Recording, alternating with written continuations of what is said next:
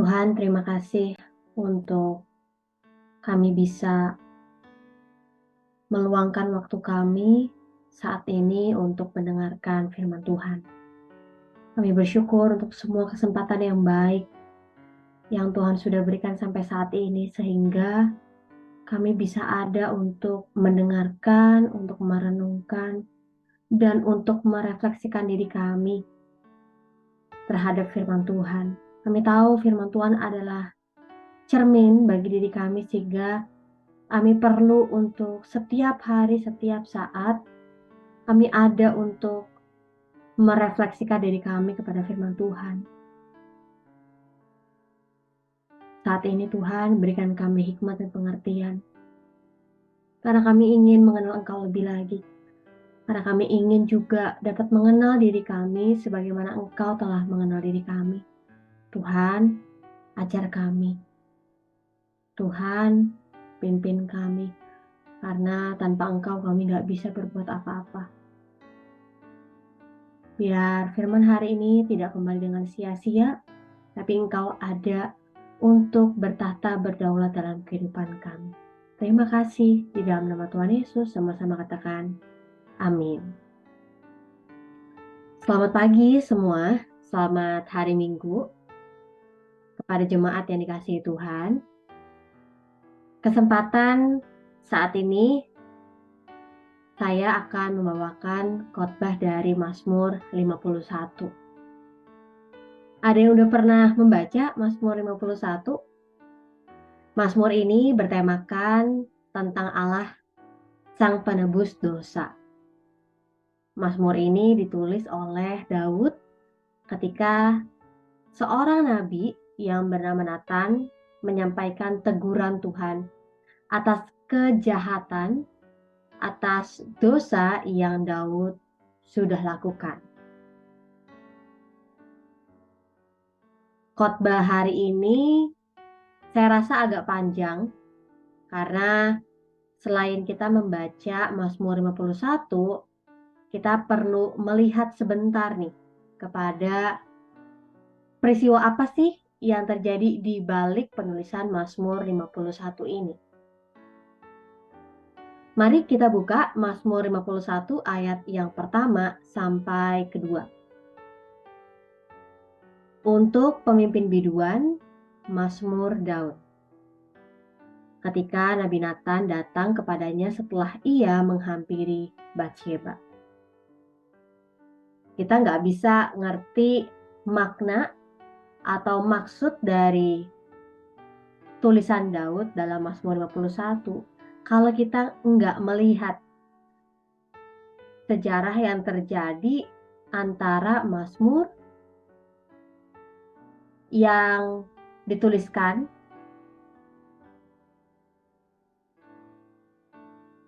antara Daud dengan Batsheba. Ada apa sih sebenarnya yang terjadi gitu ya. Nah, sehingga kita perlu baca 2 Samuel pasal yang 11 sampai 12. Bapak Ibu bisa baca lebih lengkap lagi di rumah, tapi saya akan menceritakan sedikit saja apa sih yang terjadi dalam peristiwa antara Daud dengan Batsheba. Dan ada kaitannya juga dengan Uria. Ketika musim semi, orang-orang di zaman timur dekat kuno biasanya berperang. Ya, orang-orang zaman dahulu memang masih ada kebiasaan untuk berperang. Mereka tidak berperang ketika musim dingin. Kenapa? Karena musim dingin itu dapat membahayakan pasukan maupun sumber-sumber yang ada dalam suatu negara. Tetapi yang tidak biasa dalam peristiwa ini adalah Daud yang biasanya ikut maju berperang, kali ini Daud tidak ikut berperang. Kenapa? Ya kenapa ya Daud tidak ikut berperang ya? memang tidak dituliskan apa yang menjadi alasan secara khusus gitu ya Daud tidak ikut berperang. Tapi yang jelas dalam peristiwa ini, Daud yang biasanya maju ikut berperang, kali ini enggak. Tetapi Daud justru mengirim Yoab untuk melawan bangsa Amon. Yoab adalah pemimpin pasukan perang saat itu maju berperang melawan bangsa Amon. Tetapi Daud sebagai raja justru tinggal sendirian nih di Yerusalem. Lalu ketika waktu petang, Daud bangun dari tempat pembaringannya, lalu Daud berjalan-jalan di atas soto istana. Dan dari atas soto itu kelihatan ada perempuan yang sedang mandi dan elok rupanya. Akhirnya, singkat cerita, Daud tahu bahwa perempuan itu adalah Batsheba, seorang istri dari Uria. Uria adalah salah satu pasukan perangnya Daud. Kemudian Daud mengambil Batsheba dan tidur dengan dia, lalu mengandunglah Batsheba.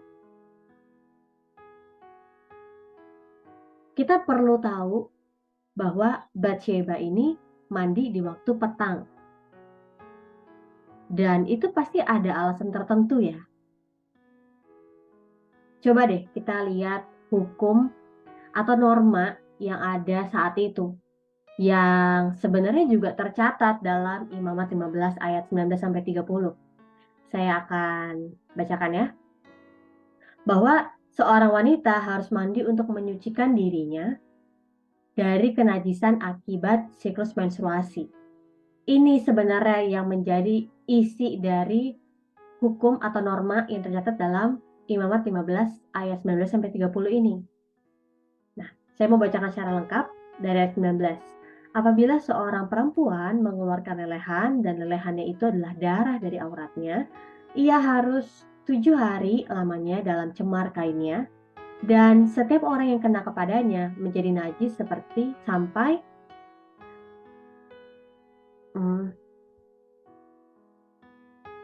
Selamat pagi semua, selamat hari Minggu, jemaat yang dikasihi Tuhan semua. Saat ini saya akan membawakan khotbah dari Mazmur 51. Sebelumnya ada yang pernah membaca Mazmur 51 atau ada yang udah pernah mendengarkan khotbah dari Mazmur 51? Kalau ada yang belum tahu apa sih sebenarnya yang disampaikan dari Mazmur 51? Jadi Mazmur 51 ini punya tema Allah Sang Penebus Dosa. Mazmur ini ditulis Daud ketika ada seorang nabi Tuhan yang bernama Nathan datang untuk menyampaikan teguran Tuhan karena dosa yang Daud telah lakukan. Nah, kita langsung aja kita buka Alkitab kita. Kita mau baca Mazmur 51 ayat yang pertama sampai yang kedua. Untuk pemimpin biduan, Mazmur dari Daud. Ketika Nabi Nathan datang kepadanya setelah ia menghampiri Batsheba. Kita perlu membaca sebentar kisah yang menceritakan kejahatan Daud terhadap Batsheba dan Uria. Ya, jadi Daud ini melakukan kejahatan bukan hanya kepada Batsheba, tapi juga kepada Uria. Dan peristiwa ini tercatat dalam 2 Samuel pasal yang 11 sampai pasal yang ke-12. Ketika musim semi datang, orang-orang di zaman Timur Dekat kuno itu mereka punya kebiasaan untuk berperang. Mereka memilih musim semi karena itu lebih baik bagi keadaan pasukan maupun sumber daya yang ada. Kenapa? Kalau mereka maju berperang ketika musim dingin, itu membahayakan pasukan, membahayakan sumber daya yang dimiliki bangsa itu juga. Jadi mereka memilihnya musim semi. Tetapi ada yang tidak biasa nih dalam peristiwa berperang kali ini, yaitu Daud yang biasanya ikut maju berperang. Kali ini Daud tidak ikut Tetapi Daud justru mengirim Yoab untuk melawan bangsa Amon. Nah, Yoab ini siapa sih? Yoab ini adalah seorang pemimpin pasukan perang saat itu yang maju melawan bangsa Amon, gitu ya.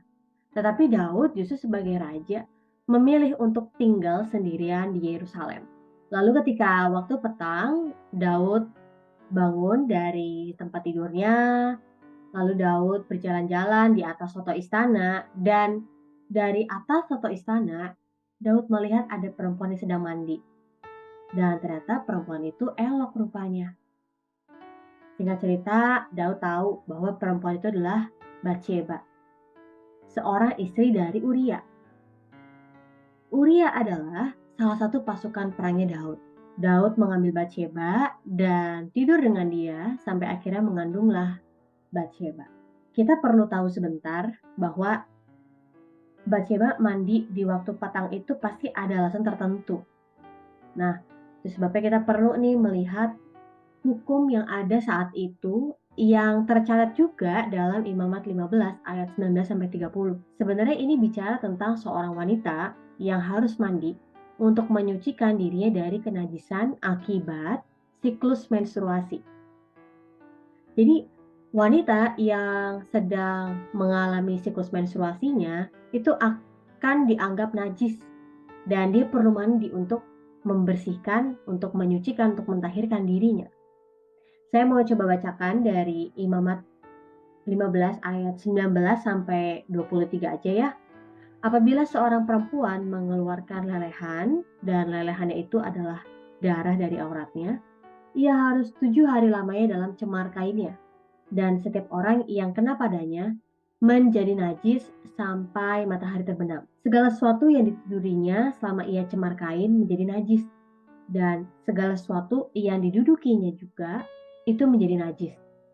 Setiap orang yang kena kepada tempat tidur perempuan itu haruslah mencuci pakaiannya, membasuh tubuhnya dengan air, dan ia menjadi najis sampai matahari terbenam. Nah, ini maksudnya waktu petang ya.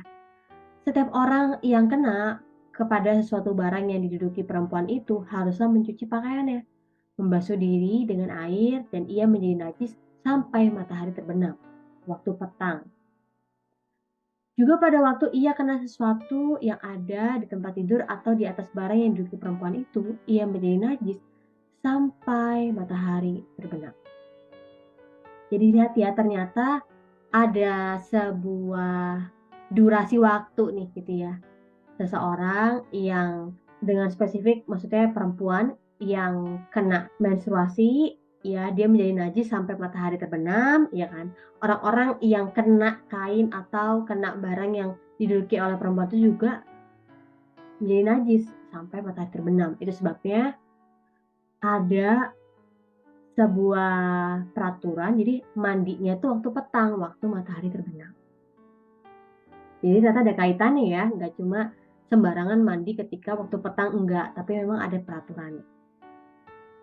Tetapi ada yang mengatakan bahwa kebanyakan rumah di zaman itu punya halaman yang tertutup, ya.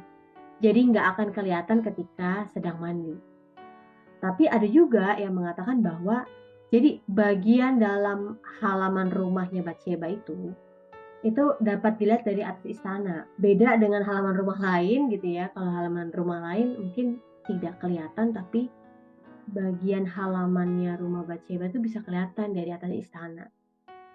Tapi yang menjadi pertanyaan saya adalah, mengapa Daud mesti harus berjalan-jalan di atas soto istana itu pada waktu petang?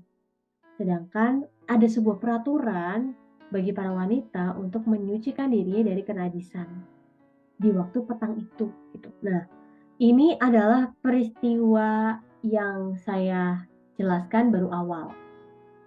Karena setelah ini barulah Daud mengambil Batsheba dan tidur dengan dia. Ada satu ayat dalam firman Tuhan di Imamat 18 ayat 20 mengatakan, "Janganlah engkau bersetubuh dengan istri sesamamu, sehingga engkau menjadi najis dengan dia." Berarti memang ada sebuah hukum yang melarang seorang pria tidur dengan seorang wanita yang sudah bersuami. Ada hukumnya, ada peraturannya. Dan sebenarnya hukuman ini kan konsepnya sama dengan hukum Taurat yang ke-10. Ada yang masih ingat? Hukum Taurat yang ke-10 itu apa?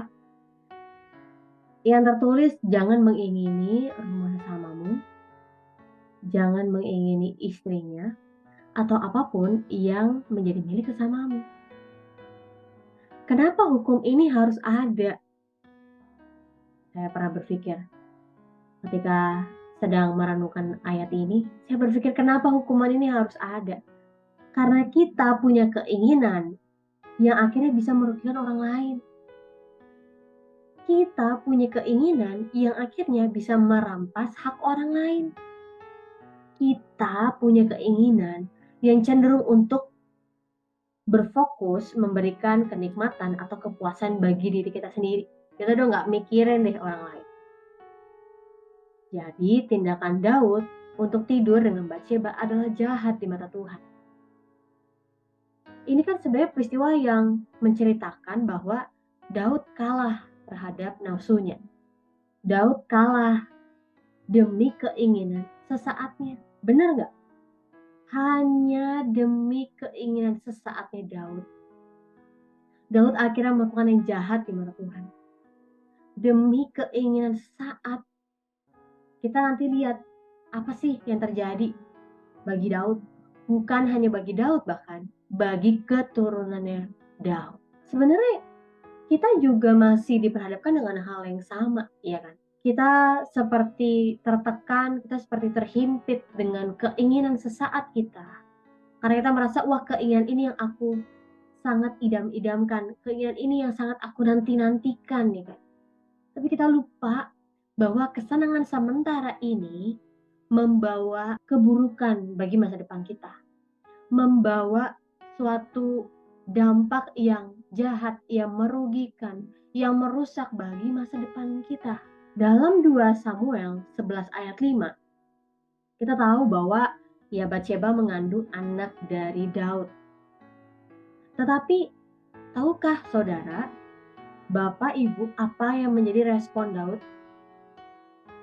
Ketika saya baca ayat ini, saya pikir oh mungkin Daud akan dengan gentleman-nya gitu ya, dia akan bertanggung jawab, dia akan melakukan seperti persembahan bagi Uria gitu ya, dia akan meminta ampun gitu kepada Uria, dia akan menebus kesalahannya dan sebagainya macam. Saya berpikir seperti itu. Tetapi firman Tuhan menulis, lalu Daud menyuruh orang kepada Yoab mengatakan, suruhlah Uria orang Het itu datang kepadaku. Maka Yoab menyuruh Uria menghadap Daud. Ketika Uria masuk menghadap Daud nih, rajanya ya, bertanyalah Daud kepada Yoab tentang keadaannya, tentang tentara dan keadaan perang. Kemudian berkatalah Daud kepada Uria, pergilah ke rumahmu dan basuhlah kakimu. Jadi dibilangnya ini kayak Daud sama Uria nih kayak cuma ngobrol-ngobrol santai ya. Tapi sebenarnya maksudnya apa sih Daud memanggil Uria? Jadi Daud ini kan mau ketemu sama Uria gitu ya. Setelah ngobrol-ngobrol, akhirnya Daud ini bilang, pergilah ke rumahmu dan basuhlah kakimu. Ya, ini kalimatnya sangat sederhana, tapi nanti kita cari tahu apa sih maksud dari kalimat ini. Dan ketika Daud menyampaikan pesan itu, Uria keluar dari istana. Lalu akhirnya orang-orang menyusul Uria dengan membawa hadiah raja. Tetapi Uria malah justru tidur di depan pintu istana bersama dengan hamba-hamba Daud dan nggak pergi ke rumahnya. Beda ya sama perintah Daud tadi. Daud tadi bilangnya, pergilah ke rumahmu dan basuhlah kakimu. Tetapi Uria justru nggak pulang ke rumah ya. Malah tidur di pintu istana bersama dengan hamba-hamba Daud. Nah, sebenarnya apa sih maksud dari pesannya Daud kepada Uria? Pergilah ke rumahmu dan basuhlah kakimu. Jadi ungkapan basuhlah kakimu sebenarnya sedang mengatakan habiskanlah waktu di rumah. Oke, terus apa yang salah gitu kan? Karena gini, Uria ini kan salah satu pasukan perang ya. Jadi, pesan yang Daud mau sampaikan, "Beristirahatlah di rumah, habiskanlah waktumu dengan istrimu, bersenang-senang deh sama istrimu," ya kan? Pesannya itu. Jadi, dari pesan itu sebenarnya keinginannya Daud untuk Uria tidur dengan Batsyeba, supaya Daud tidak terlihat. Jadi kalau nanti Batsyeba melahirkan anak, ya bisa aja Daud mengatakan itu adalah anaknya Uria, kan gitu. Tetapi walaupun Daud kelihatannya bisa menyembunyikan dosanya, Allah yang Maha Tahu udah tahu tuh semua tindakan Daud yang jahat. Tetapi yang menarik adalah respon dari Uria. Justru ketika dapat pesan itu, Uria bukannya pulang menghabiskan waktu dengan istrinya, Uria justru berkumpul dengan hamba-hambanya Daud di dalam istana. Alasannya kenapa ya? Uria bilang seperti ini, karena Tabut serta orang Israel dan orang Yehuda diam dalam pondok. Sedangkan Yoab memimpin pasukan perang dan para pasukan berkemah di padang. Masa sih aku pulang ke rumah untuk bersenang-senang? Menarik ya? Menarik karena perkataan dan tindakan Uria ini kontras banget dengan Daud. Uria justru memilih untuk menunjukkan solidaritasnya kepada pasukan perang. Uria nggak mau bertindak gegabah, sehingga nanti nggak menghargai tabut Allah. Beda banget sama Daud. Beda banget ya.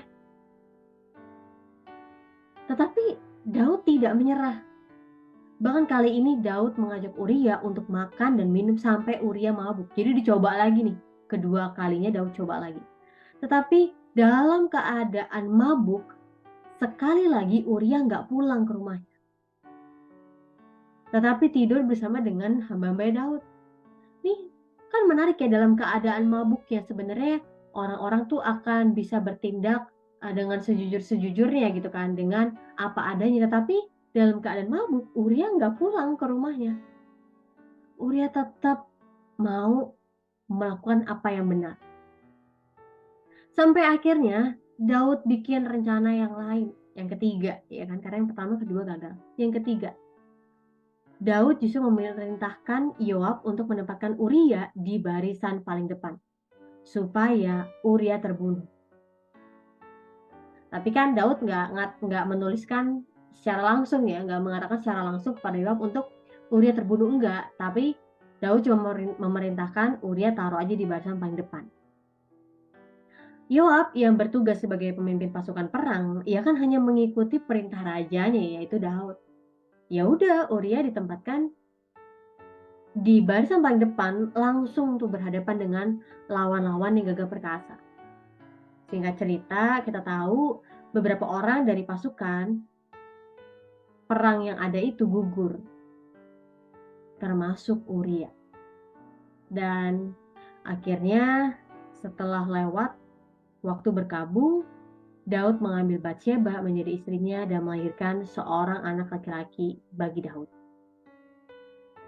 Bagaimana ketika dengar kisah ini? Kelihatannya semua rencana dan harapannya Daud, ya meskipun gak semua berhasil, tapi berhasil juga lah ya. Berhasil juga. Kelihatannya oke lah, Uria nggak tahu bahwa Batsyeba sedang mengandung anak Daud. Tetapi peristiwa ini belum selesai. Peristiwa ini belum selesai. Kenapa? Karena Tuhan mengutus Nabi Nathan kepada Daud untuk memberikan teguran melalui sebuah kisah yang sederhana. Jadi Nabi Nathan ini datang ke Daud untuk bercerita. Ada seorang yang kaya dan ada seorang yang miskin. Seorang yang kaya punya banyak kambing domba, lembu, sapi, tetapi orang yang miskin tidak punya apa-apa selain anak domba betina kecil yang dipelihara dan disayangi seperti anak perempuan. Tetapi ketika seorang yang kaya itu mendapatkan tamu dan merasa sayang untuk mengambil seekor dari kambing dombanya, orang kaya itu malah mengambil anak domba betina kepunyaan si miskin.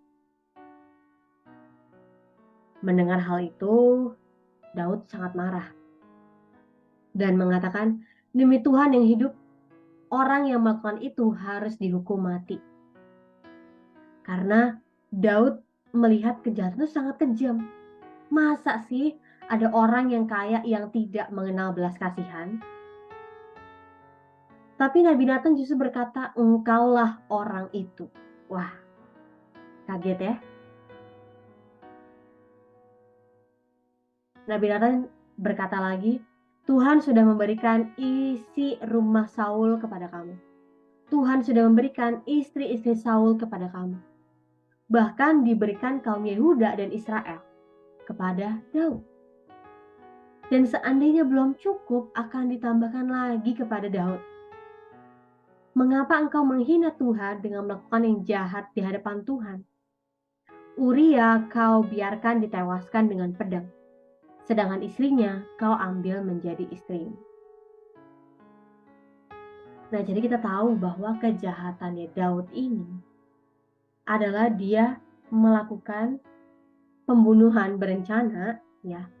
Dan yang kedua, dia melakukan perzinahan. Oke. Kemudian barulah kita lihat penghukuman Allah terhadap kejahatan Daud. Dikatakan, "Oleh sebab itu pedang tidak akan menyingkir dari keturunanmu sampai selamanya, karena engkau telah menghina aku dan mengambil istri Uria orang Het itu untuk menjadi istrimu."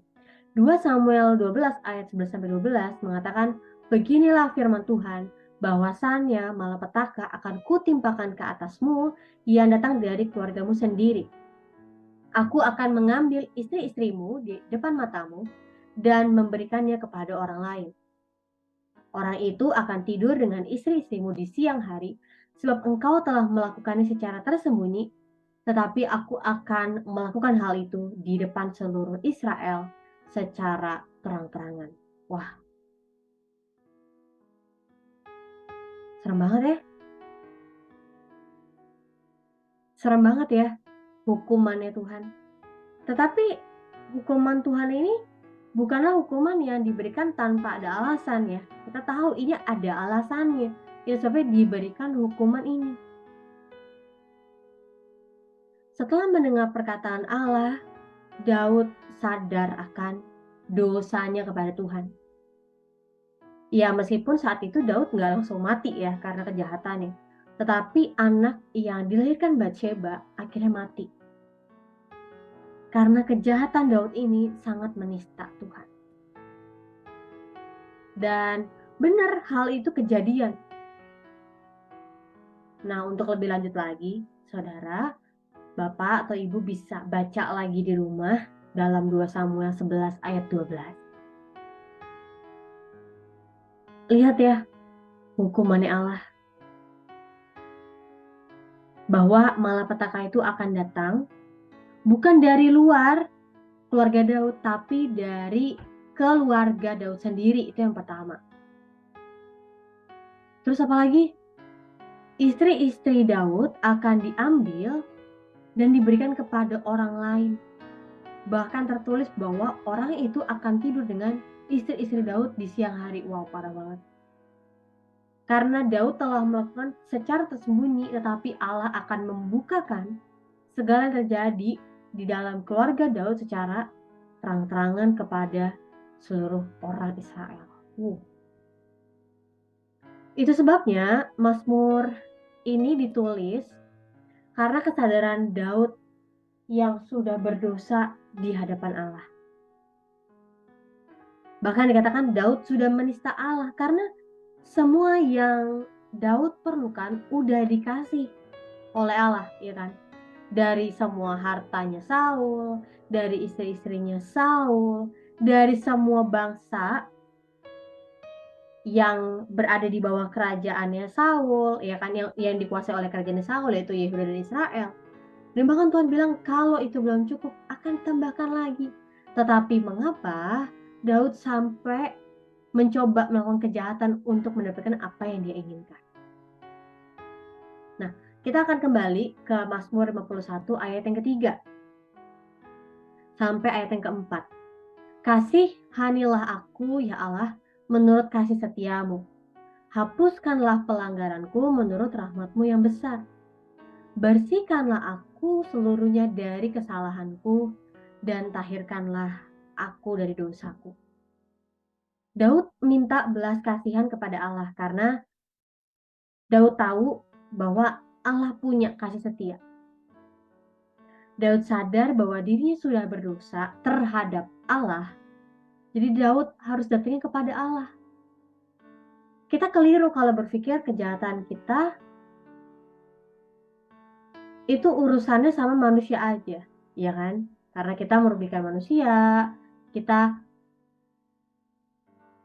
menjelekkan manusia, kita berpikirnya kita hanya urusannya sama manusia aja, enggak. Setiap kejahatan dan kenajisan yang diperbuat manusia, yang terutama itu, kita tuh berurusannya sama Tuhan. Itu sebabnya kita perlu datang dan mengakui di hadapan Tuhan. Barulah kita bisa mengakui dan membereskan itu kepada sesama. Dalam beberapa terjemahan bahasa Inggris, kata belas kasihan ini yang digunakan dalam ayat ini adalah mercy. Ada yang pernah tahu bahwa belas kasihan itu apa?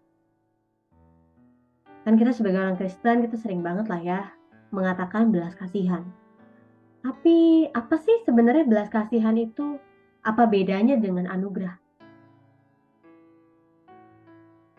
Belas kasihan, anugerah, kesabaran. Ini tuh nggak bisa kita artikan menurut pikiran kita sendiri. Tapi kita perlu lihat, kata ini tuh muncul dalam firman Tuhan, itu dengan konteks peristiwa apa? Belas kasihan adalah kebaikan Tuhan terhadap mereka yang menderita dan kesusahan.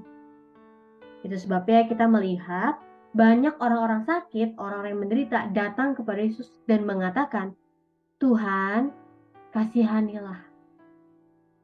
Maka Yesus berbelas kasihan. Sedangkan anugerah atau dalam bahasa Inggris disebut grace adalah kebaikan Tuhan kepada mereka yang pantas menerima hukuman. Sedangkan kesabaran adalah kebaikan Tuhan dalam menahan hukuman terhadap mereka yang berdosa selama jangka waktu tertentu. Itu sebabnya Daud minta belas kasihan Allah karena Daud udah tahu hukuman yang dia terima begitu berat. Penderitaannya begitu besar, kesusahannya begitu banyak yang Daud akan terima. Sehingga Daud minta belas kasihan Allah. Daud mengatakan, hapuskanlah pelanggaranku menurut rahmatmu yang besar. Karena yang bisa menghapuskan pelanggaran kita hanya Allah. Daud udah tahu nih, pelanggarannya, kesalahannya, dosanya membuat dirinya najis.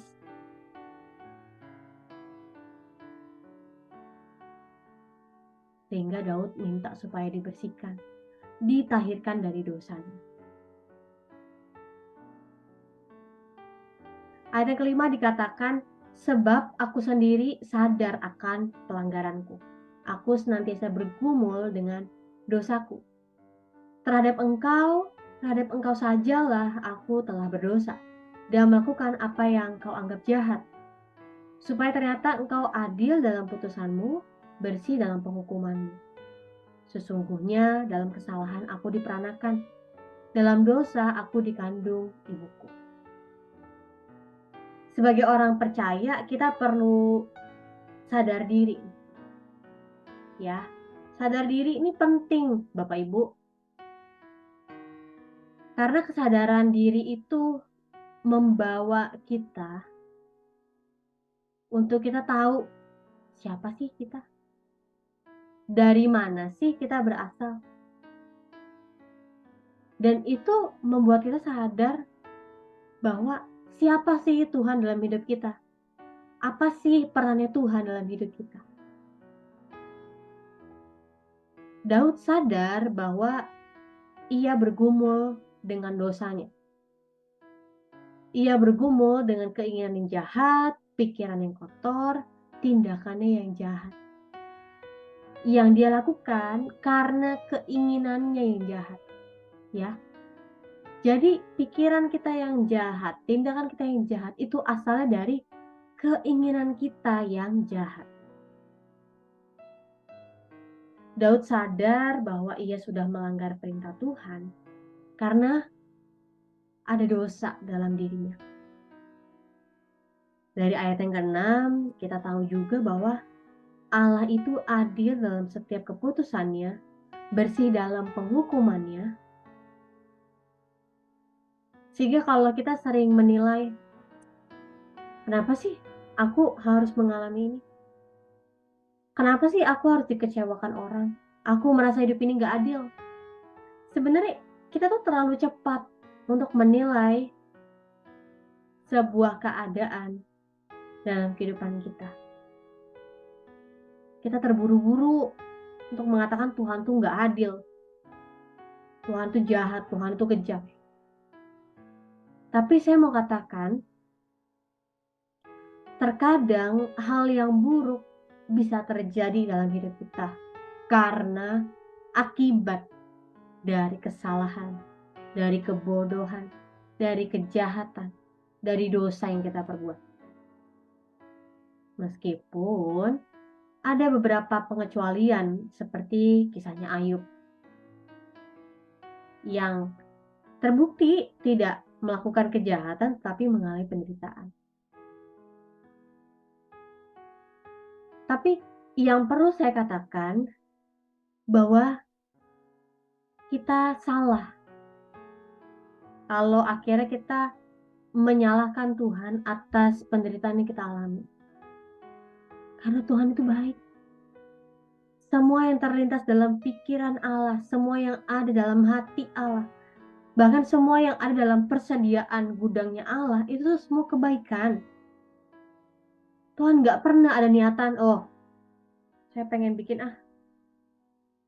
ini hamba saya menderita. Tetapi penderitaan kita datangnya dari keinginan kita yang salah.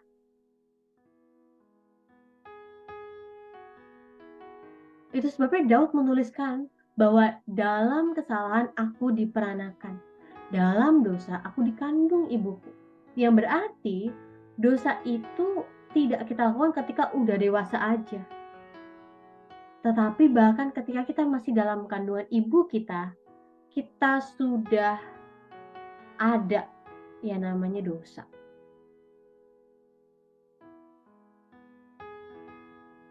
Kapan-kapan ya saya akan membahas tentang dosa yang kompleks, nggak akan saya bahas terlalu dalam khotbah ini. Saya akan lanjutkan ke ayat yang ke-8. Sesungguhnya engkau berkenan akan kebenaran dalam batin, dan dengan diam-diam engkau memberitahukan hikmat kepadaku. Daud ini tahu ya pribadinya Allah. Daud udah mengetahui apa yang berkenan kepada Allah. Apa itu? Allah berkenan akan kebenaran dalam hati manusia. Allah itu bersukacita ketika kebenaran ada dalam hati manusia. Itu sebabnya Allah memberitahukan hikmat kepada manusia, sehingga kebenaran bisa ada dalam hati manusia. Ayat yang ke-9 sampai ke-11, bersihkanlah aku dari dosaku dengan hisop, maka aku menjadi tahir. Basuhlah aku, maka aku menjadi lebih putih dari salju. Biarlah aku mendengar kegirangan dan sukacita. Biarlah tulang yang kau remukan bersorak-sorak kembali. Sembunyikanlah wajahmu terhadap dosaku, hapuskanlah segala kesalahanku. Daud meminta agar Allah membersihkan dosanya sehingga menjadi tahir. Daud meminta Allah membasuhnya agar menjadi lebih putih, bahkan lebih putih daripada salju. Kenapa Daud meminta hal ini kepada Allah? Karena tidak ada seorang pun yang dapat membuat manusia bersih dari dosanya. Nggak ada. Nggak ada satupun manusia yang dapat mengusahakan dirinya untuk bersih dari dosanya. Hanya Allah, Sang Pencipta kita, yang dapat melakukannya. Terus apa yang akan kita rasakan? Apa yang akan kita dapatkan ketika Allah sudah mentahirkan kita? Kita bisa bergirang dan bersukacita. Kita bisa bersukacita lagi, kita bisa bersorak-sorai kembali. Karena kita sudah ditahirkan. Rasanya ketika sudah dibasuh, sudah ditahirkan dari dosa, ada perasaan sukacita yang nggak pernah kita rasakan sebelumnya. Ada perasaan kegirangan yang tidak pernah kita rasakan sebelumnya.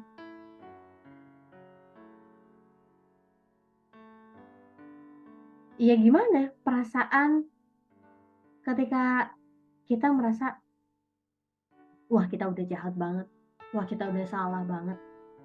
Tapi akhirnya Tuhan mengampuni kita. Wah, rasanya plong banget ya. Ada perasaan yang tidak terbendung, ada perasaan sukacita, damai, ketenangan yang kita bisa rasain. Lalu apalagi yang Daud minta dari Allah? Ayat 12-13, jadikanlah hatiku tahir ya Allah, dan perbaharuilah batinku dengan roh yang teguh. Janganlah membuang aku dari hadapanmu, dan janganlah mengambil rohmu yang kudus daripadaku. Daud meminta hatinya untuk ditahirkan. Daud meminta batinnya dibaharui dengan roh yang teguh. Daud sadar bahwa dosanya dan keterbatasannya membuatnya ingin meminta kepada Allah untuk mentahirkan hatinya dan memperbarui batin. Saya juga ketika sudah menyadari terhadap kesalahan, dosa, kejahatan yang telah saya lakukan, saya ingin bukan hanya diampuni, ya. Saya nggak cuma ingin dibasuh, ditahirkan, tapi saya pengen hati saya juga ditahirkan. Saya pengen batin saya juga diperbaharui, karena saya tahu kalau hanya diampuni saja, kita punya hati, kita punya batin akan kecenderungan melakukan dosa lagi, dosa lagi, dosa lagi. Itu sebabnya kita perlu minta Allah memperbarui hati kita. Allah ada untuk menguduskan hati kita.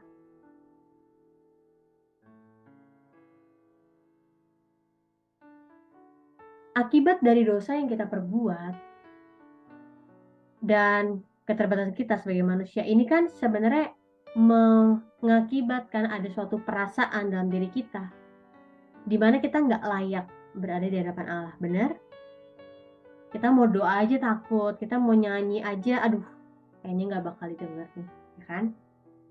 Tetapi Daud berani untuk mengatakan kalimat ini, janganlah buang aku dari hadapanmu Allah, janganlah ambil rohmu yang kudus yang ada dalam diriku. Kenapa? Karena Daud tahu betapa pentingnya berada dekat Allah. Betapa berharganya roh Allah yang ada dalam diri Daud. Sehingga Daud gak mau sampai dia jauh dari Allah. Daud gak mau sampai roh Allah itu pergi dari dirinya. Ayat yang ke-14 sampai yang ke-17 dikatakan, bangkitlah kembali padaku kegirangan, karena selamat yang daripadamu, dan lengkapilah aku dengan roh yang rela. Maka aku akan mengajarkan jalanmu kepada orang-orang yang melakukan pelanggaran, supaya orang-orang berdosa berbalik kepadamu. Lepaskanlah aku dari hutang darah ya Allah, Allah keselamatanku. Maka lidahku akan bersorak-sorai memberitakan keadilan. Ya Tuhan, bukalah bibirku, supaya mulutku memberitakan puji-pujian kepadamu. Keselamatan dari Allah itu membuat kita mengalami kegirangan. Roh Allah ada untuk melengkapi kita. Ya, kita ini kan manusia, tanpa Roh Allah kita kan tidak lengkap ya. Itu sebabnya Daud mengatakan, kalau aku sudah mendapatkan kegirangan itu, kalau aku sudah diperlengkapi oleh Roh Allah itu, aku bisa untuk memberitakan jalan-jalannya Tuhan. Aku bisa memberitakan tentang jalan kebenaran kepada orang lain yang sudah melakukan pelanggaran, supaya mereka berbalik kepada Allah.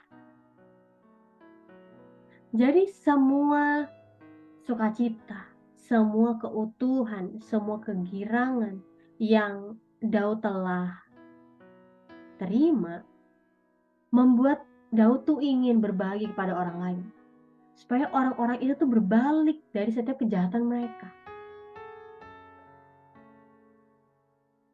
Daud juga katakan agar Allah melepaskannya dari hutang darah, supaya lidahnya memberitakan keadilan Allah dengan bersorak-sorai. Daud ingin memberitakan tentang Allah, tentang keadilan Allah, supaya akhirnya puji-pujian itu bisa sampai kepada Allah. Sebab engkau tidak berkenan kepada korban sembelihan, sekiranya kupersembahkan korban bakaran, engkau tidak menyukainya. Korban sembelihan kepada Allah ialah jiwa yang hancur, hati yang patah dan remuk, tidak akan kau pandang hina, ya Allah. Lakukanlah kebaikan kepada Sion menurut kerelaan hatimu. Bangunkanlah tembok-tembok Yerusalem. Maka engkau akan berkenan kepada korban yang benar, korban bakaran, dan korban yang terbakar seluruhnya. Maka orang akan mengorbankan lembu jantan di atas mezbahmu. Korban persembahan yang bisa kita bawa kepada Allah adalah jiwa yang hancur, hati yang patah dan remuk. Yuk, kita datang kepada Allah dengan membawa segalanya yang kita miliki, hati kita, jiwa kita. Daud yakin bahwa hati yang patah dan remuk tidak akan dipandang hina oleh Allah. Dan mengapa kita tidak memiliki keinginan yang sama, keyakinan yang sama? Hari ini kita mendengar permintaan Daud kepada Allah sang penebus dosa. Daud menyadari dosa dan kesalahannya dan datang kepada Allah untuk membasuh dan mentahirkannya. Dan mengapa kita tidak melakukan hal yang sama seperti Daud telah lakukan, yaitu datang kepada Allah, mengakui kesalahan dan minta pengampunan Allah, minta pembaharuan oleh Allah. Ketika merasa bersalah dan tidak layak karena dosa yang telah kita lakukan, yang membuat kita nggak mampu untuk datang kepada Allah, kita perlu waspada, kita perlu hati-hati. Karena yang setan inginkan adalah kita terus-menerus jatuh dalam dosa, terus kita merasa nggak layak dan kita merasa bersalah. Dan akhirnya kita nggak pernah datang kepada Allah. Padahal Allah udah tahu semua yang kita rasakan, kita lakukan. Tapi Allah masih menunggu kita untuk sadar, untuk datang kepada Allah. Pengampunan Allah dan cara Allah mentahirkan dan memperbarui kita adalah hal yang terbaik yang manusia pernah alami. Karena di dalamnya ada sukacita, ada damai, ada pengharapan yang dunia gak bisa berikan bagi kita. Kita hanya bisa dapatkan itu di dalam Allah. Mari kita berdoa. Bapa, terima kasih untuk firman-Mu hari ini yang mengajak setiap kami untuk kami bisa datang kepada Allah.